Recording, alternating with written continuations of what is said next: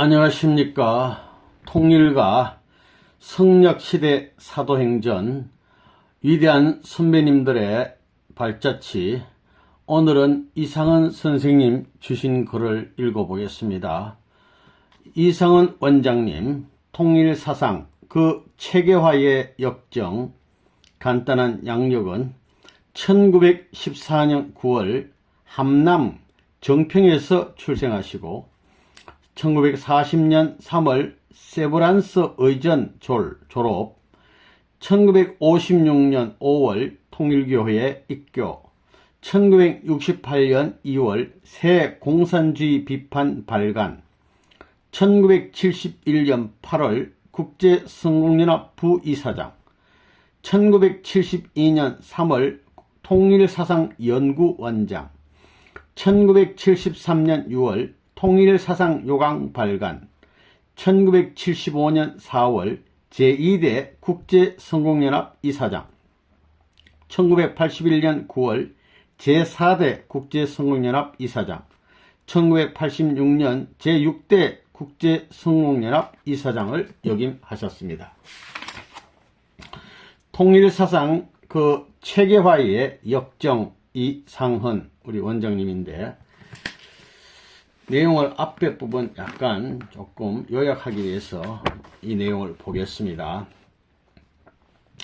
먼저 우리 이상헌 선생님은 유교 가정에서 태어나셨고 아버님이 유학자시고 일제시대 만행에 반일 사상을 가지시고 학생 시절부터 독립운동을 하셨고, 그러다가 학교에서 퇴학도 여러 번 당하고 감옥살이도 일제 앞에 감옥살이를 하며 심한 고문도 받기도 했답니다. 벌써 16, 7세부터. 그래서 일본 형사들의 블랙리스트에 올라가서 항상 감시 대상이 되었고, 일주일에 한두 번은 형사가 찾아와서 원장님 집을 막 뒤지고, 이런 와중에서 나라의 독립을 위해서 함께한 민족주의자와 공산주의자 아주 모두가 다 높게 보였고 좋게 보여서 높게 평가한 적이 있답니다.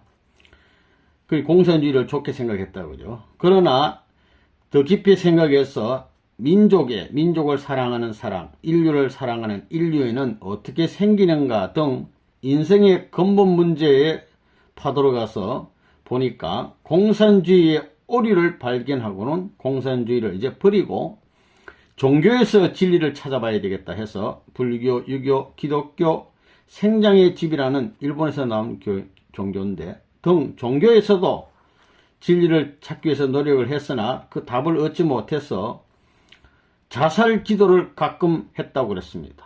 그리고 항상 주머니에는 수면제를 넣고 다녔어요. 왜냐하면은 이제 죽을까 저제 죽을까, 왜 진리 못 찾을 바에는 죽자고요. 그렇게 심각했답니다. 진리 찾기 위해서. 그렇게 진리를 찾는 고민 속에서 이 장티푸스에 걸려가지고 대장에 많은 양의 장에서 피가 출혈이 돼서 이제 살기 어렵다. 회생불가 판정을 받고 아내를 불러가지고 유언을 남기고 이제 돌아가실 판인데, 자기도 모르게 이렇게 기도를 했답니다. 하나님이시여 저를 살려주십시오. 몇 해라도 살려주면 하나님 뜻대로 살려보려 합니다. 이 말을 하고는 의식을 잃어버렸는데 깨고 나니까 살아있어요. 안 죽고. 그래서 기적적으로 살아나서 점점 이제 몸이 회복되어 가지고 살려주시면은 하나님 뜻대로 산다고 했으니까 의사로서 불쌍한 농민들 어떻게 병 고쳐주고 하면서 희생봉사하면서 찾지 못하는 그 참된 진리를 나는 찾아야겠다고요. 노력하던 중에 1956년 43세가 될 때인데 이때 통일교회를 만나게 되신 것입니다. 네.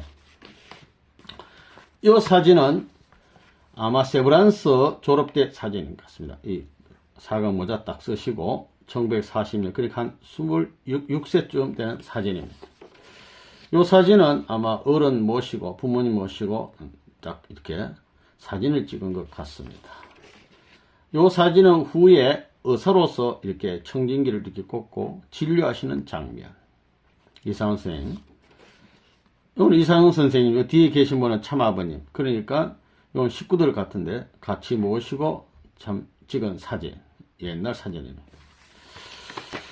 그 다음 요 사진은 요 통짜가 빠졌는데 통일교 대부흥회, 그러니까 부흥회에 뭔가 도와주기 위해서 요 이상훈 선생님 계시고, 요 간호사, 이게 모자를 썼잖아요. 간호사 분하고 식구님들이 찍은 옛날 사진 되겠습니다. 요 장면은 이상훈 선생님이고, 사모님 되시고, 김한수 사모님, 참아버님인데, 딱 축복을 받는 장면인데, 이때 아직 한학자 어머님은 아직도 참아버님은 완성되시지만은 아버님 옆에 아직도 절대 복종하고 완성의 길에 가야 되기 때문에 하늘이 허락하지 않았기 때문에 아직 관을 못 쓰십니다. 예, 아직은 아버님 앞에 모든 것을 절대 담고 복종하는 기간입니다. 예, 이 모습은. 이 장면은 이제 두 분이서 이렇게 걸어가는 장면이 축복받고 걸어가는 장면 되겠습니다. 그래서 이 앞에 입교 전까지의 개인 도정에 대해서는 잠깐 시간을 줄이기 위해서 넘어가고, 이제 통일교회에 와서 처음 이제 만나는 장면부터 보도록 하겠습니다. 나를 인도한 사람에 이끌려서 통일교회 본부에 안내되어서 유효원 협회장으로부터 원리를 듣게 되었다.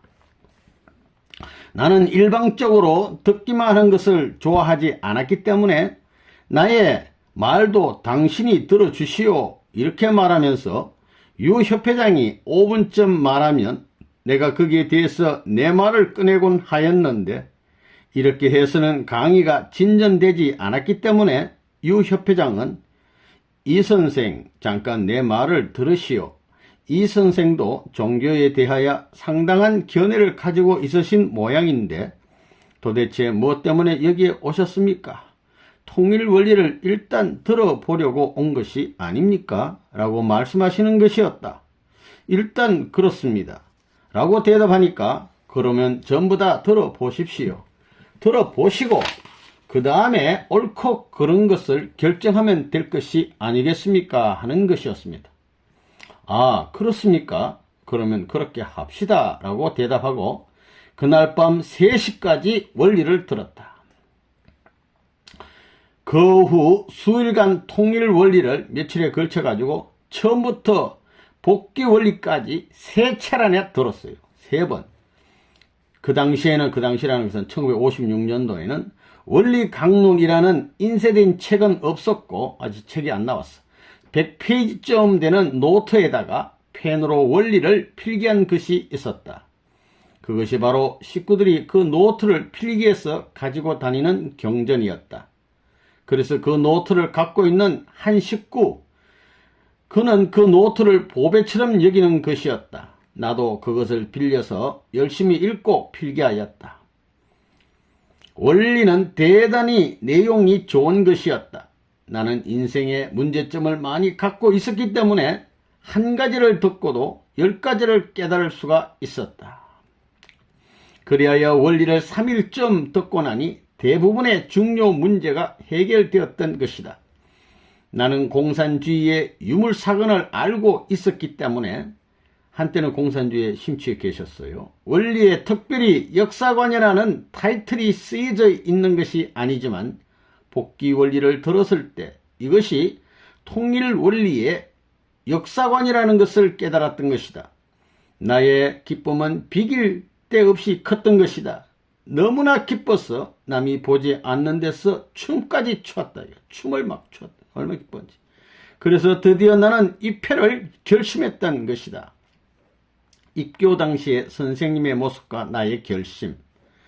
이와 같이 하여 나는 통일교회에 입교했는데 의문의 골격은, 중요한 것은 다 해결되었지만 아직도 사소한 문제들은 원리만으로서는 충분히 해결되지 않았다. 그래서 선생님을 직접 뵙고서 질문을 하였다. 선생님은 방에 여럿이 있을 때에 전체를 향해서 말씀하시는 것이었지만 내용은 나의 질문에 대한 해답의 내용일 때가 가끔 있었다.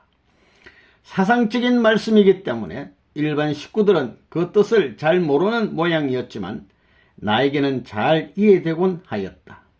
그리하여 내가 질문하면 그 질문에 관하여 어떤 때에는 단독으로 상세하게 설명해 주시기도 하였다. 예컨대 수소작용에 관하여 질문한 데 대하여 상세한 해답을 주시는 것이었다. 그때 수소작용에도 여러가지 형태가 있다는 것을 깨달았다. 그것을 나중에 체계화한 것이 오늘날 통일사상 안에 있는 수수법의 제1형, 제2형, 제3형, 제4형, 제5형으로 되어 있다. 그 밖에도 여러가지 가르침을 받았는데 그때마다 나는 이분이 이렇게도 훌륭하고 차원 높은 사상을 가지신 분이구나 하고 항상 감탄하였다. 이렇게 어려운 미해결의 문제를 명쾌하게 해답해 주신다는 것에 대해서 항상 감탄하였다. 이와 같이 해서 개인 지도를 가끔 받곤 하였다. 또 내가 감격한 것은 인생의 남문제를 완벽하게 명쾌하게 해결해 주신 것뿐만 아니라 민족과 인류에 대하여 또 역사상의 많은 성현과 의인과 예언자들에 대하여 한없는 연민의 사랑을 품고 계신 그 사실에 대해서 또한 감격하였다. 예컨대 설교를 하실 때에 설교 말씀이 민족이나 인류에 미치게 될 때 또는 박해와 고통을 당한 의인들에 대하여 설교 말씀이 미치게 될 때 그들의 불쌍함에 참을 길이 없어서 통곡하시는 것이었다. 또 6천년 동안 인간을 구하기 위해서 수고해 오신 하나님을 붙들고 통곡하시는 모습도 가끔 배웠던 것이다.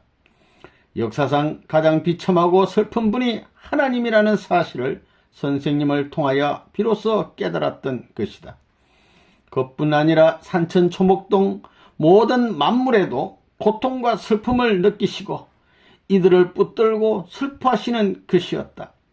천상천하에 꽉 차있는 이 참상, 이 비극은 인간의 타락 때문이었다. 그래서 민족을, 인류를, 만물을, 더 나아가 하나님까지를 구하기 위해서 전 생명을 바쳐서 수고하시는 분이 선생님이셨다. 이와 같이 나의 눈에 비치던 선생님의 모습은 이 세상의 인간의 모습은 아니셨다. 이분은 한없는 지혜의 보고를 가지시고 한없는 연민의 사랑을 품고 계시는 성자이시며 하나님이 수육하여서 하나님이 인간의 몸을 쓴 이런 뜻입니다. 인간을 구하기 위하여 나타나신 메시아셨던 것이다.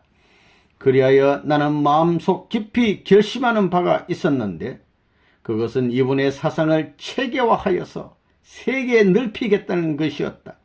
그 이유는 첫째로 이분을 전 인류 앞에 메시아로 정가기 위해서였다.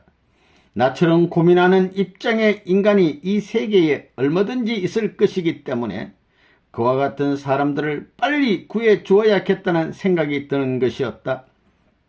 내가 선생님에 의하여 구원되었기 때문에 선생님의 그 가르침을 어떻게 해서든지 기록에 남겨서 그분이 메시아인 것을 가르쳐서 나와 같이 고통하는 모든 사람들에게 나처럼 고통받지 않고 구원받을 수 있도록 이 사상을 전해서 여러분들도 이 사상을 가지고 고민을 들으시오. 이렇게 전하고 싶은 충동을 누를 길이 없었던 것이다. 둘째로 통일원리를 사상화함으로써 통일교회 출현의 목적 달성에 기여하기 위해서였던 것이다. 그 당시 통일원리를 상세히 배워보니 통일교회는 다음과 같은 목적을 달성하기 위하여 출현했다는 것을 알게 되었다. 첫째, 성서의 미해결의 문제를 밝혀서 기독교의 각 교파를 통일하기 위해서. 둘째, 모든 종교를 통일하기 위해서. 셋째, 종교와 과학을 통일하기 위해서. 넷째, 모든 사상을 통일하기 위해서. 다섯째, 모든 이종의 문화를 통일하기 위해서. 여섯째, 지상세계와 연계를 통일하기 위해서. 이런 것들이 통일교회가 출현한 동기요 목적이었다는 것을 알았다. 통일교회가 이와 같은 목적을 달성하기 위해서는 통일원리뿐만 아니라 통일원리에 나타나 있지 않은 많은 선생님의 사상까지 포함해서 체계화하여서 통일 원리까지도 사상화시켜서 전달하는 것이 필요하다는 것을 통감하였던 것이다. 그 다음부터는 선생님의 말씀을 듣는 것은 나 자신을 위해서뿐만 아니라 인류에게 전파하기 위해서라고 생각했던 것이다. 또 선생님께서 나에게 이렇게도 친절하고 정성껏 가르쳐 주시는 것도 나를 통해서 인류에 전달하기 위해서라고 생각되어져서 가르침을 받을 때마다 그것을 일일이 메모해서 뇌리에 새겨 넣었다. 머릿속에다 꽉 넣어놨다. 이와 같이 해서 입교 후 수년이 지난 다음부터는 자기 자신 홀로 남모르는 가운데 사상의 체계화를 생각하고 있었지만 나 자신이 장차 통일 사상을 오늘날처럼 선생님의 직접 명령으로서 발표하게 되리라고는 꿈에도 생각하지 않았다. 이미 말씀한 바와 마찬가지로 나는 1956년 통일교회에 입교하였다. 그때는 바로 통일교회의 초창기였다. 그때 느낀 것이 여러 가지 있었지만 그 중에 하나가 선생님께서는 절대로 개인에 대하여 명령하지 않는다는 것이었다. 이것이 대단히 인상적이었다.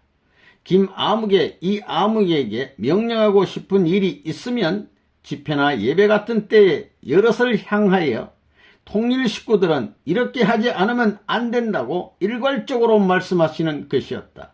왜 그러냐 하면 직접 명령하는 것은 직접 주관을 뜻하는 것이기 때문이다.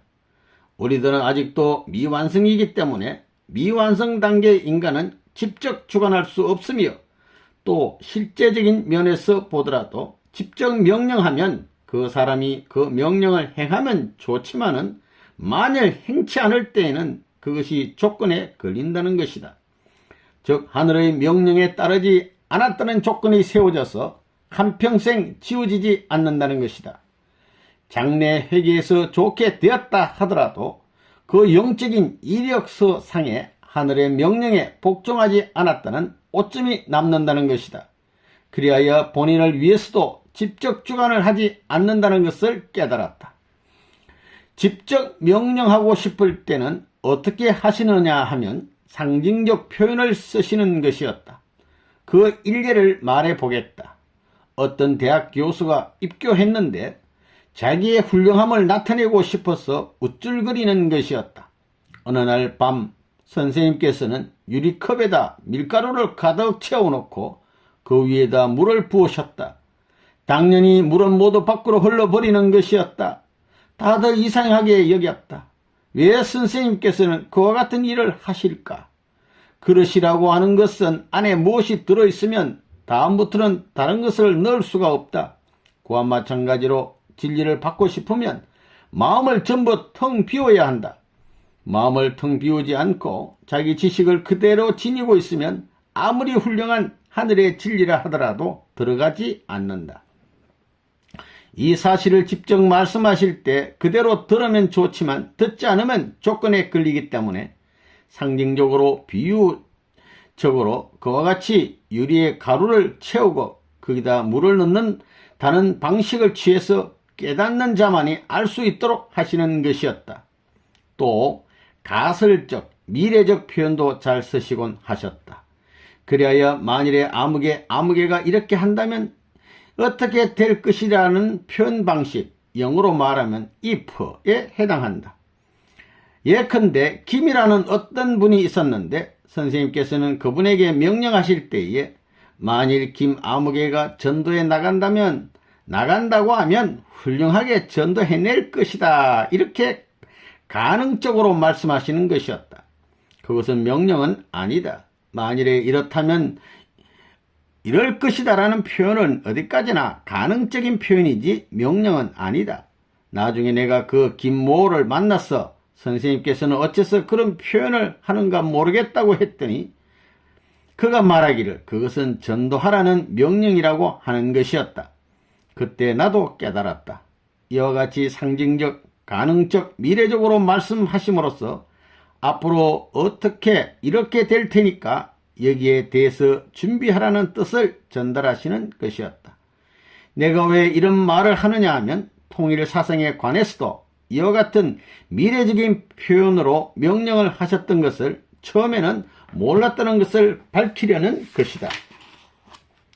1958년 나의 입교지인 군산에 순회 오셨을 때에 7, 8명의 식구들이 모인 가운데서 미래의 통일주의 시대가 온다, 통일사상 시대가 온다는 말씀을 하시는 것이었다.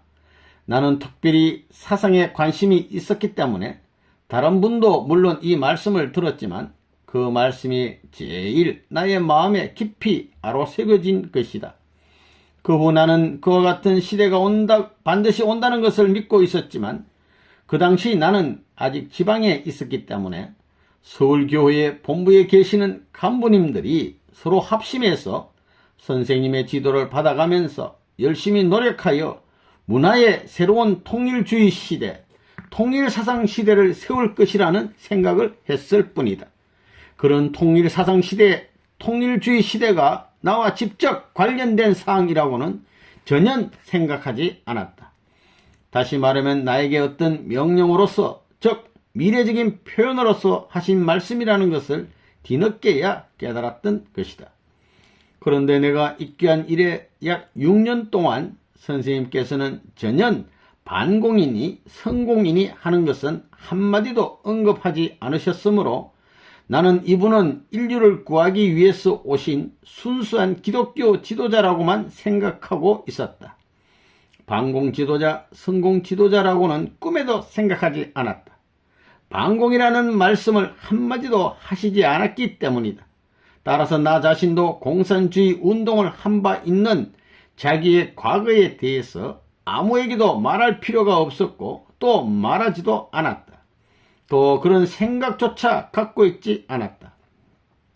자기의 과거의 경험은 완전히 망각한 상태에서 다만 신앙생활만을 열심히 하고 있었다. 그러던 차에 1960년 선생님의 탄신일에 축하회에서 선생님은 많은 식구들에게 간증을 하라고 명하시는 것이었다. 나는 저에게는 부디 간증을 시키지 말아 주십시오, 이렇게 마음으로 기도하였다. 남의 간증을 듣는 것은 대단히 유익하고 필요하였던 것이지만 자기가 간증하는 것은 뭔가 나 자신을 자랑하는 것 같아서 나의 성격에 맞지 않았던 것이다. 오전은 아무 일도 없이 지났기에 안심하고 있었는데 오후에 다시 모였는데 갑자기 부르시더니 나에게 21일 금식에 대한 간증을 하라는 것이었다. 기도도 소용이 없구나 생각하면서 결국은 간증을 하게 되어서 단상에 나가서 간증을 하였다. 21일간의 금식이란 1959년 12월 1일부터 21일간 행한 나의 금식을 말하는 것인데 하나님의 심정을 채울하기 위해서 어떤 식구의 권고에 따라서 한 것이다. 당시 선생님께서는 가끔 하나님의 심정을 채울하지 않으면 천국에 들어갈 수 없다고 설교 때마다 말씀하셨기 때문에 나 같은 비판적인 인간은 금식 기도를 하지 않으면, 특히 단판 기도를 하지 않으면 하나님의 심정을 채울한다는 것은 어렵다고 남들이 말하는 것이었다. 그래서 결사적으로 금식을 강행했던 것이다. 그런데 21일 밤에 한없는 사랑을 갖고 계시면서도 인간을 구하기 위해서 한없이 고통하고 슬퍼하시는 불쌍하신 하나님의 심정을 일부나마 채우라고서 대단히 통곡하였던 것이다. 또 인류와 만물이 모두 대단히 불쌍하게 느껴졌던 것이다. 선생님께서 어째서 통곡을 자주 하셨는가를 알 수 있을 것 같았다. 이러한 체험이 주된 내용이었다. 그런데 그날 밤 또다시 나오라고 하시는데 이번에는 과거의 공산주의 운동을 간증하라는 것이었다. 명령이기 때문에 간단하게 간증을 하였는데 도대체 내가 공산주의 운동을 했다는 사실을 아무에게도 알리지 않았는데 어떻게 아셨는지 커다란 의문이었다.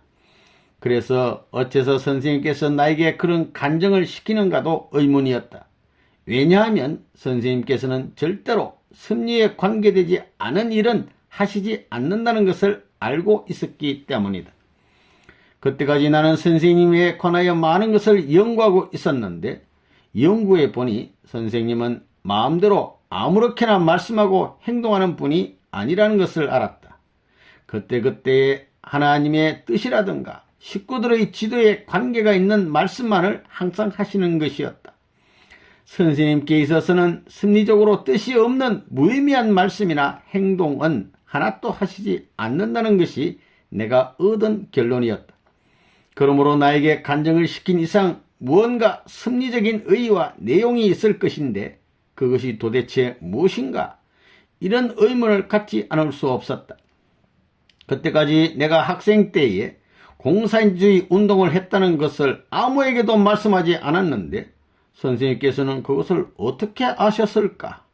공산주의 운동을 간증하라고 갑자기 명령을 하셨는데 거기에는 뭔가 심리적인 이유가 있을 것인데 그 이유가 무엇인가? 오랫동안 의문이 풀리지 않았던 것이다.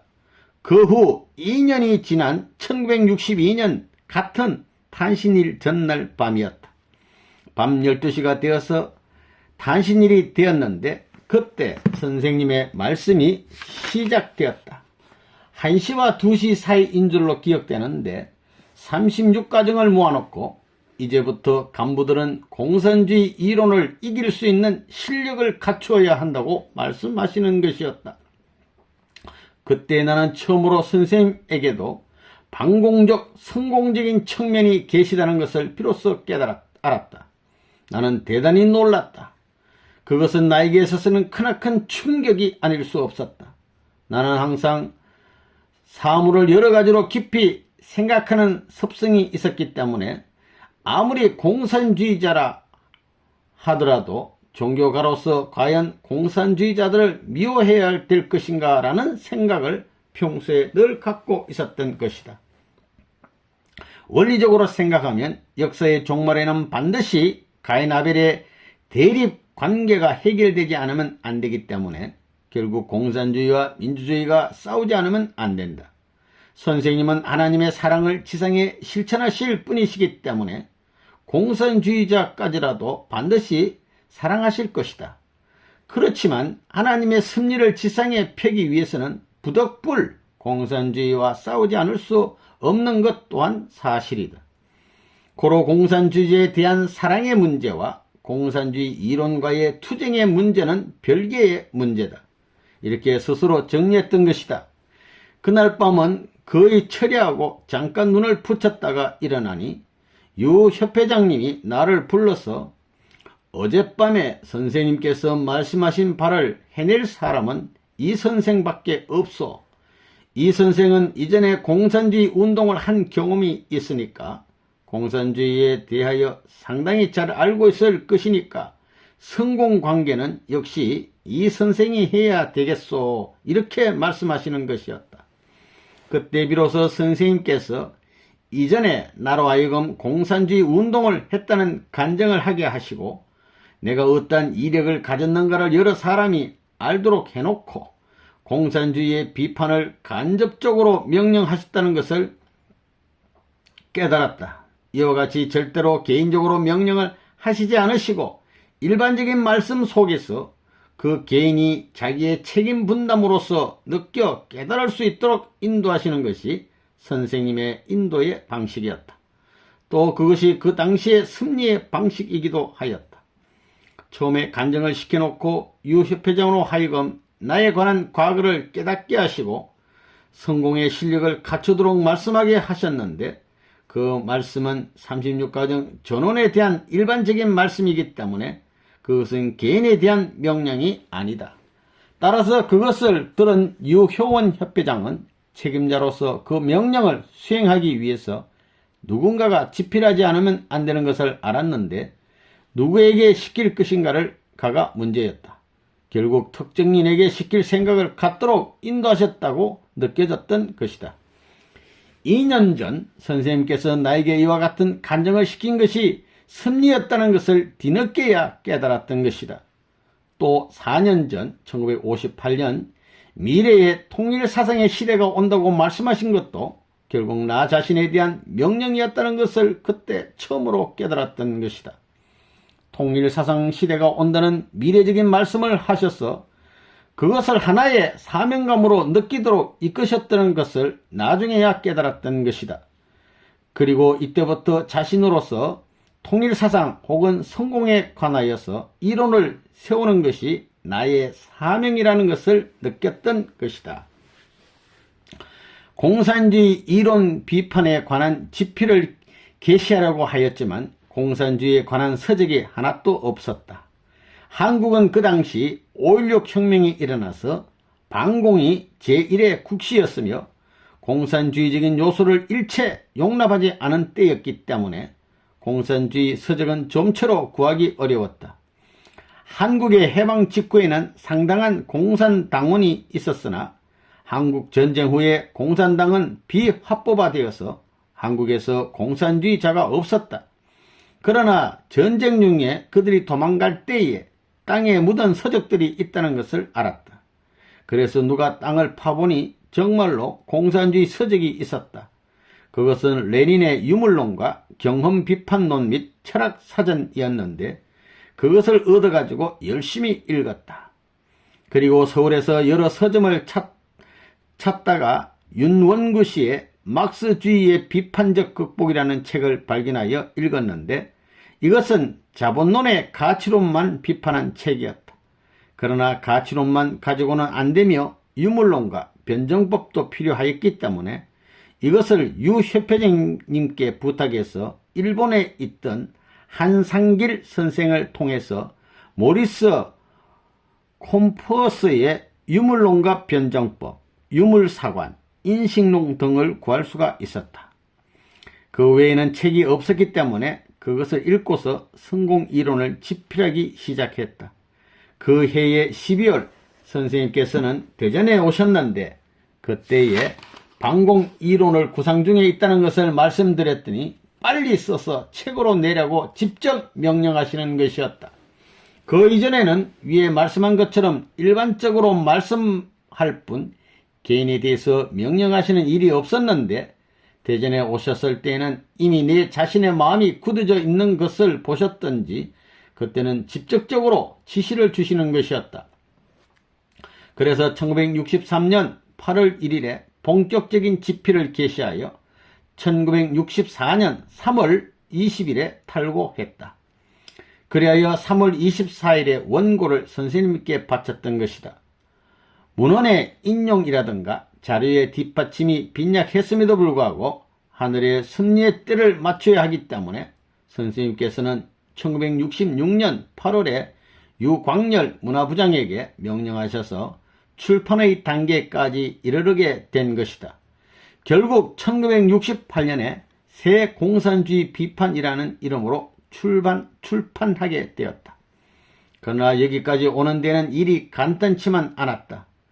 통일원리가 아무리 위대하다 하더라도 역사에 나타났던 많은 사상 가운데 제일 우수하다고 보여지는 공산주의의 사상체계를 비판하고 대안까지 낸다는 것은 대단히 어려운 작업이 아닐 수 없었다. 그 때문에 진지하게 심각하게 대결하였던 것이다. 내가 병원을 하고 있었지만 환자는 제2의 문제였다. 가게를 유지하려면 환자가 많이 오는 것이 필요하지만 집필에 몰두할 때에는 환자가 오는 것이 귀찮았다. 그만큼 이 작업이 제1차적이었던 것이다. 비판이나 대안을 어떻게 세울 것인가를 전혀 알지 못하고 암중모색하는 때가 종종 있었다. 그럴 때는 하늘에 매달려서 기도하면 직감적으로나 영감적인 착상이 떠오를 때가 있었으며 이때는 즉시 메모를 하였던 것이다. 그때는 아침 5시에 일어나서 성지에 다니곤 하였는데 그 성지에 가서 일심전력으로 기도하여서 문제점이 해결된 때가 가끔 있었다. 그래도 알 수 없을 때에는 서울에 가서 선생님을 직접 뵙고 가르침을 받기도 하였다. 병원을 하면서 서울에 간다는 것은 쉬운 일이 아니다. 또 선생님께서는 항상 바쁘시기 때문에 갔다 하더라도 단독으로 조용히 배운다는 것은 더욱 어려운 일이었지만 어렵게 배워서 말씀을 드리면 시간을 내어서 여러 가지로 상세하게 답변을 해 주시는 것이다. 이렇게 하여 선생님께서는 영적으로 또는 실체적으로 지도하셨기 때문에 이와 같은 원고가 탈고될 수 있었던 것이다. 원고는 일단 탈고되었지만 이제 또 하나의 새로운 문제가 제기되는 것이었다. 그것은 나 자신으로서는 이것이 선생님의 사상이라고 하지만 또 영적으로나 실체적으로나 선생님의 지도를 받는 것이 분명하지만 제3자가 그것을 인정해 주느냐 하는 것이었다. 첫째로 식구들이 그것을 인정해 주느냐 하는 문제이다. 또 비록 식구들이 그것을 인정해 준다 하더라도 그것으로 끝나는 것이 아니라 일반 사회의 지성인들이 인정하지 않으면 안 되는 것이다. 이 사실을 나는 선생님의 간증에서 깨달았던 것이다. 어느 때 선생님께서는 자신을 간증하신 일이 있다. 선생님께서 말씀을 지상에 내놓기 전에 먼저 영계에서 전 영계를 굴복시켜 놓고 하나님 앞에 나아가셨다고 한다. 계시에 의해서 하나님의 진리를 받았음에도 불구하고 영계 많은 교조들의 영을 굴복시키고 그들의 정언을 받는다고 하는 과정이 선생님에게는 필요하였다고 하는 것을 알았다. 선생님께서는 40여간의 금식 중에 영인체는 영계에 가셔서 모든 영인들의 인정을 받아가지고 그들을 굴복시키고 나중에는 하나님 앞에까지 나아가셨다고 한다.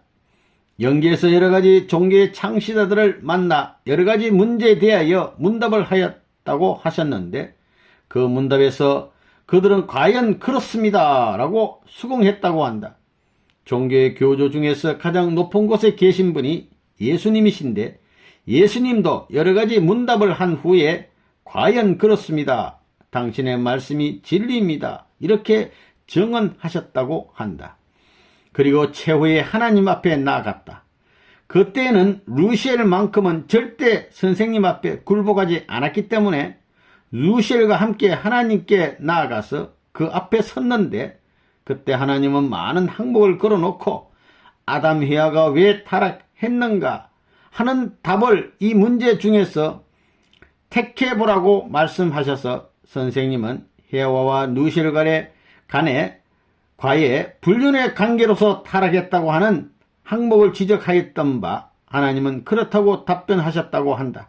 그때 사탄은 무조건 선생님 앞에 굴복했다는 것이다. 나는 이 말씀을 듣고 나도 선생님으로부터 배운 진리를 응용했을 때에는 제3자의 공인이 필요하다는 것을 느꼈던 것이다.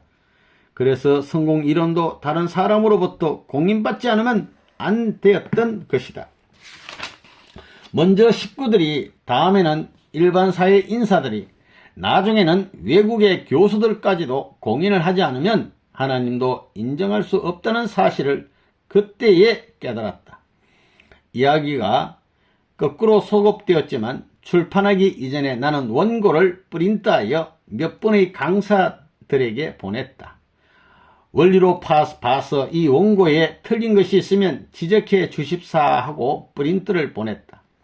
두 분으로부터 좋은 의견의 해답이 와서 나는 그 의견을 그대로 원고에 삽입했다. 어쨌든 인정되었다는 조건을 세우지 않으면 안 되었다.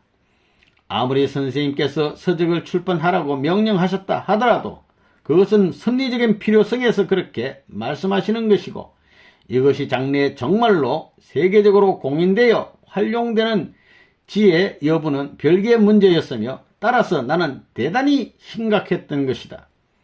만일에 그 중에 오류가 있었다면 하늘은 그것을 받아들일 리가 만무하기에 나는 죄를 범하는 결과가 되게 되었던 것으로 느꼈다. 그러기에 참고서적을 읽을 때에도 정성을 들여서 이해하려고 노력했고 그러한 과정을 거쳐서 1968년에 성공이론 책이 출판하게 된 것이다.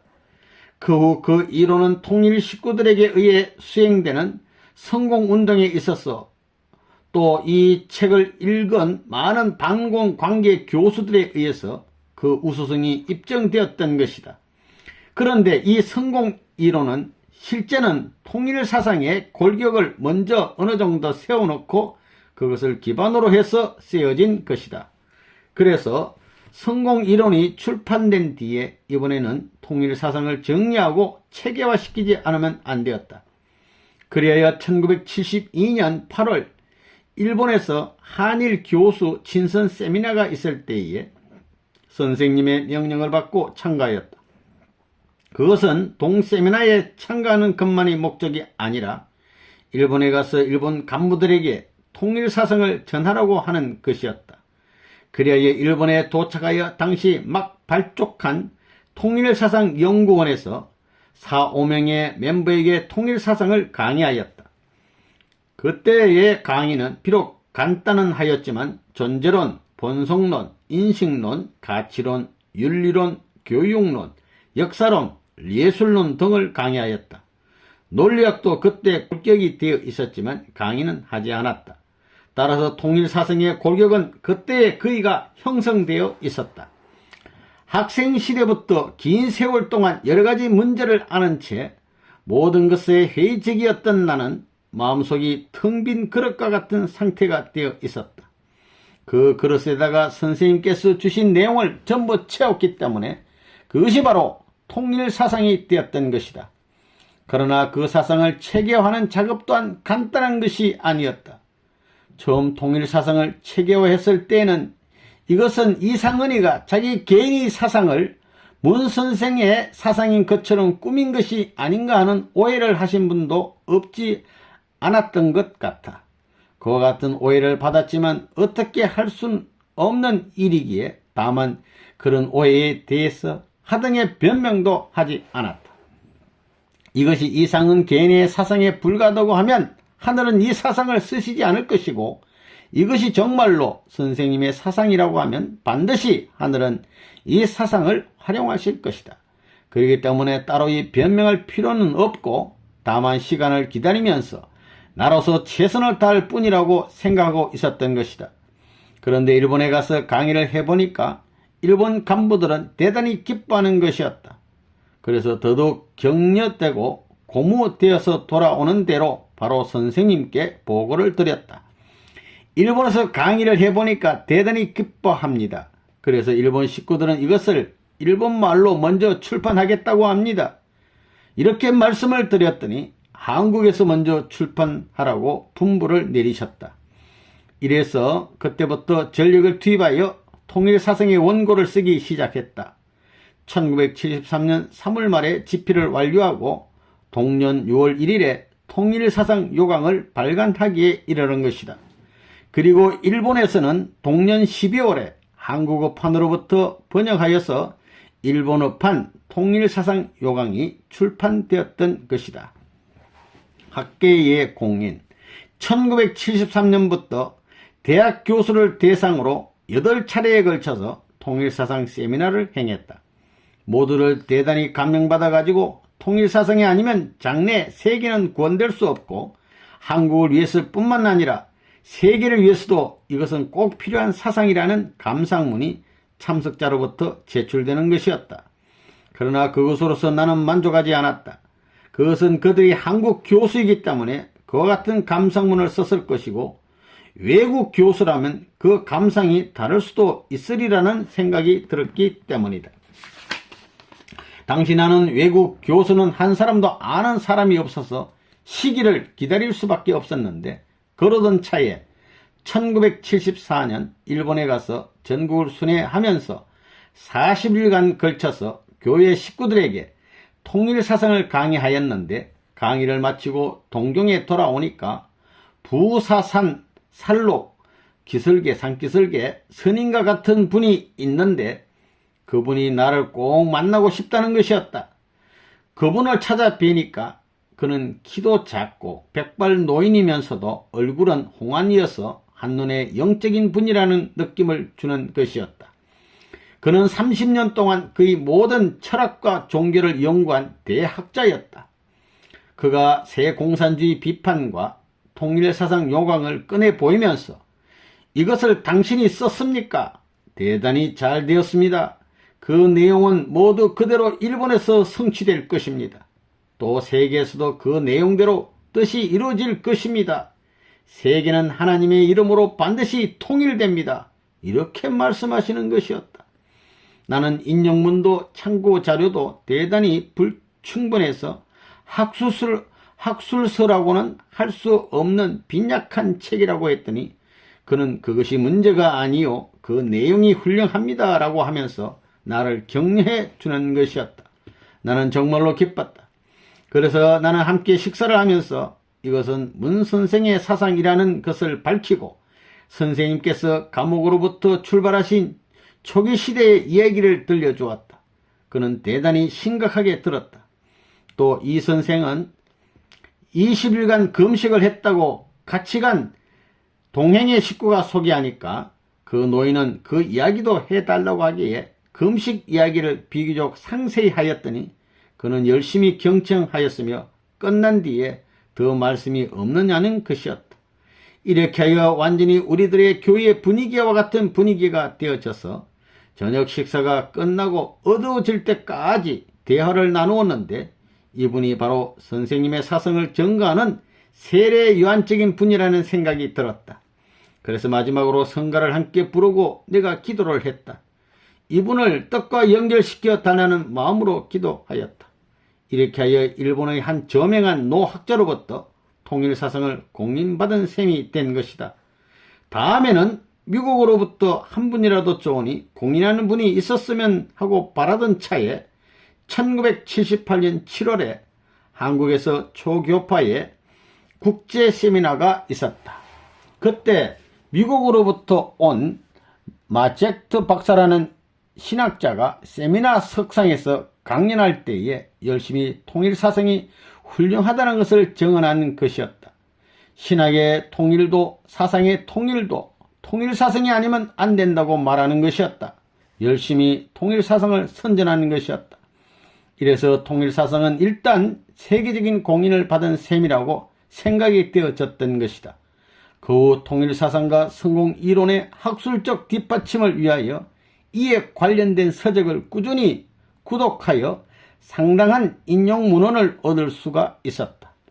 마지막으로 선생님께서 공적으로 승인해 주실런지는 염려되던 차에 1979년 11월 4일 한국 강부들이 모인 합동회의 석상에서 전 세계의 통일 식구는 모두가 통일 원리, 통일 사상, 성공 이론을 배우지 않으면 안 된다고 공식적으로 지시하셨다. 그 후에 나는 나에게 명령을 내리셔서 한국과 일본의 간부들에게 성공 이론과 통일 사상의 특별 강의를 하여서 특별 강사를 양성하라는 지시까지 내려졌다. 이리하여 나는 선생님의 이 명령과 지시를 성공 이론과 통일 사상에 대한 공식적인 승인으로 생각했던 것이다. 이것으로 나 나름대로 통일 원리와 성공 이론은 하늘의 공인을 받았다고 해석을 하고 있는 것이다. 마지막으로 밝혀둘 것은 선생님의 성공 이론과 통일 사상 그 자체는 완벽한 것이지만 내가 손댄 그것의 체계화는 반드시 완전하다고는 할 수 없다고 하는 것.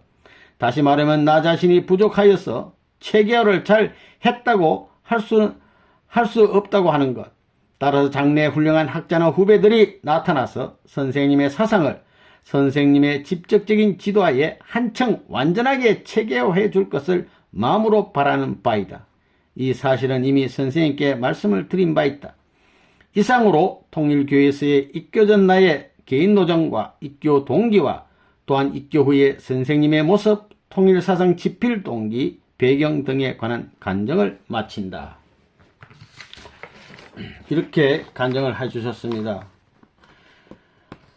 추가로 참으로 듣고 보면 대단히 존경스럽습니다. 이후에도 이상원 선생님은 통일사상과 성공이론을 널리 교육해 오시다가 1997년 3월 20일 이상원 선생님이 태국 국가 메시아인데 성화하셨어요.